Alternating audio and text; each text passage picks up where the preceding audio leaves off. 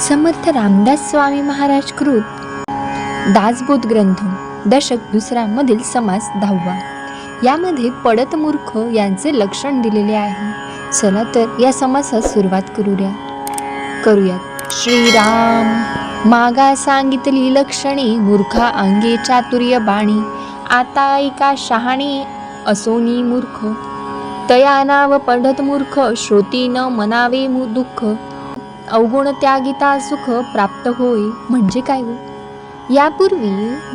यापूर्वी ज्या योगे मूर्ख माणसेही चतुर बनले ती लक्षणे सांगितली. आता जे लोक शहाणे असून मूर्खासारखे वागतात त्यांची लक्षणे ऐका. अशा लोकांना पडत मूर्ख म्हणतात.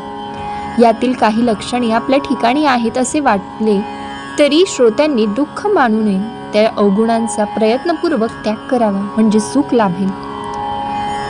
जो बहुश्रुत, थोर, व्यासंगी आणि विद्वान आहे, ब्रह्मज्ञानही सुंदर रीतीने सांगतो, पण मनात दुराशा आणि अभिमान बाळगतो, तो एक पडत मूर्खच जाणावा.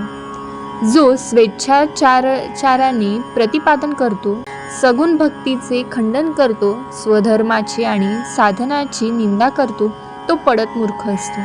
जो स्वतःस फार विद्वान समजून इतर सर्वांना नावे ठेवतो, प्राणीमात्राचे ठिकाणी दोषच पाहतो, तोही पडत मूर्खच असतो.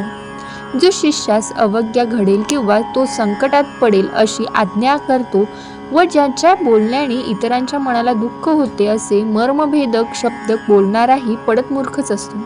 जो रजोगुणी, तमोगुणी असतो, कपटी, कुटील अंतकरणाचा असतो आणि वैभवास भुलून श्रीमंत माणसाची स्तुती करू लागतो, तो पडत मूर्खच होय.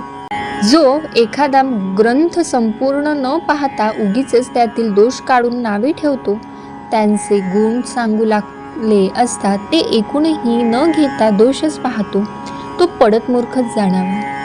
चांगली लक्षणे सांगायला गेली की ज्याला कंटाळा येतो, जो मत्सरग्रस्त होऊन नाना खटपिटी लटपटी करतो व ज्याला नीती न्यायाची जराही चाड नसून तो उद्धट असतो, तोही पडत मूर्खच होय.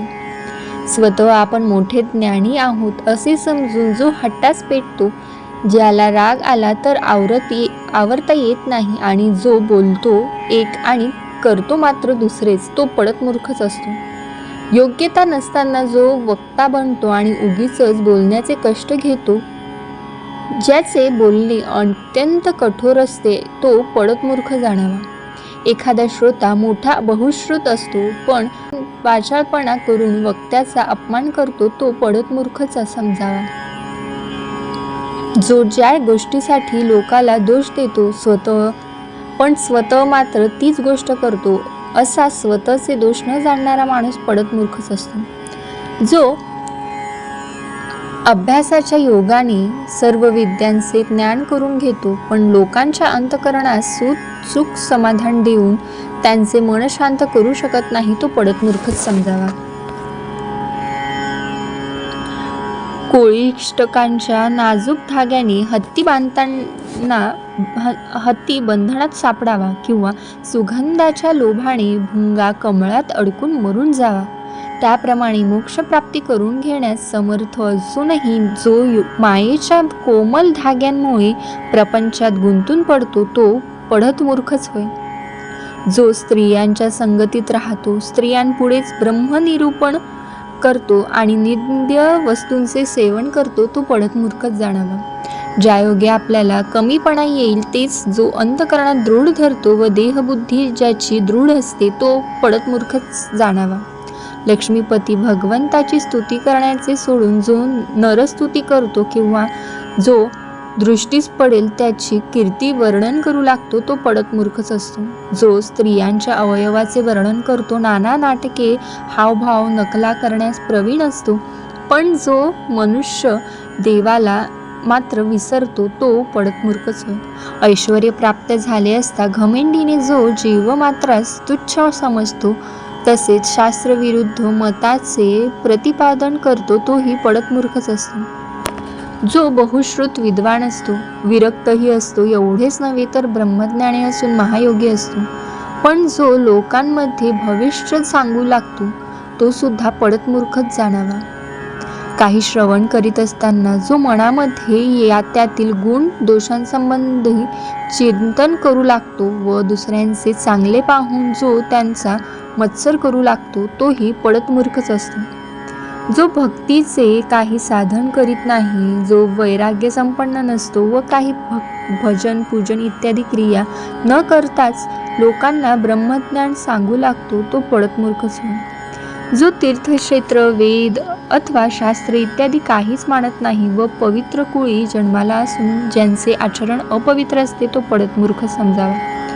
जो आदर देतो, त्याची जो मनधरणी करतो, त्याची योग्यता नाही, त्याची जो स्तुती करतो आणि नंतर स्वतः त्याची निंदा करतो, त्याचा अनादर करतो तो एक पडत मूर्खच असतो. माणसाच्या तोंडावर एक बोलायचे व पाठीमागे दुसरेच बोलायचे अशी ज्याची वागण्याची रीत असते, जो बोलतो एक आणि करतो दुसरेच, तो पडत मूर्खच समजावा. जो प्रपंचाविषयी आदर बाळगतो व परमार्थाचा अनादर करतो आणि आपल्या मताच्या पुष्ट्यार्थ शास्त्रवचनांना वाटेल तसा आधार घेतो तो पडत मूर्ख समजावा.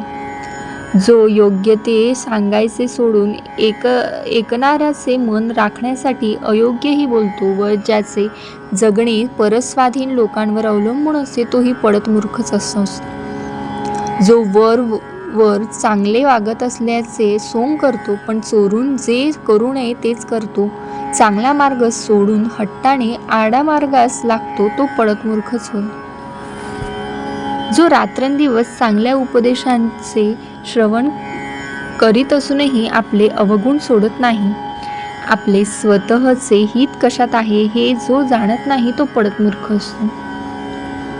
जो निरूपण करीत असताना मोठे अधिकारी श्रोते ऐकायला येऊन बसले असता जो त्यांची क्षुद्र न्यूने काढून बोलतो तो पडत मूर्खच जाणावा.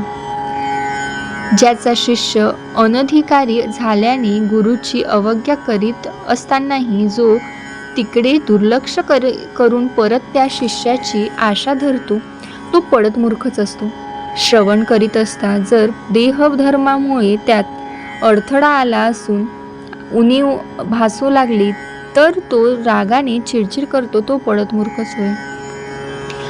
आपल्या ऐश्वर्याच्या मदाने जो सद्गुरूची उपेक्षा करतो आणि गुरु परंपरा कोणासही सांगत नाही तो पडत मूर्ख जाणावा. ज्ञानाच्या गोष्टी सांगून जो आपला स्वार्थ साधतो आणि एखाद्या कंजूस माणसासारखा द्रव्य संचय करतो, संपत्ती मिळविण्यासाठी जो परमार्थाचा उपयोग करतो तो पडत मूर्ख समजावा. जो स्वतः तसे आचरण न करता लोकांना ब्रह्मज्ञान शिकवतो, वास्तविक कुणी विचारल्याखेरीज सांगून जी कर्मे केली असता भक्तिमार्गात विघ्न येते आणि स्वतःचे जीवनही अस्ताव्यस्त होऊन जाते अशी कर्मे करण्यास जो मागे पुढे पाहत नाही तो पडत मूर्ख जाणावा. हातचा प्रपंचही गेला व अंतःकरणात परमार्थाचा लेशही नाही असा जो देवा ब्राह्मणाचा द्वेष करतो तो पडत मूर्खच होय. लोकांनी अवगुणांचा त्याग करावा म्हणून पडत मूर्खाची लक्षणे वर्णन केली आहेत. विचारवंतांनी त्यातील न्यून असेल ते पूर्ण करून घ्यावे व मला क्षमा करावी. या संसारात जो मूर्ख सुख मानतो तो परम मूर्खामध्येही मूर्ख असतो. या संसार दुःखाऐवजी दुःख आणखी कुठलेही नाही. येथून पुढे त्याचेच वर्णन केले आहे. जन्म घेतल्यावर सोसावे लागणारे दुःख व गर्भाशयाचे दारुण दुःख पुढे वर्णिले केले आहे. हा दशक दुसरा येथेच समाप्त झाला. इति श्रीमद्दासबोधी गुरुशिष्य संवादे पडतमूर्ख लक्षण निरूपण नाम समास 10वा समाप्त. जय जय रघुवीर समर्थ.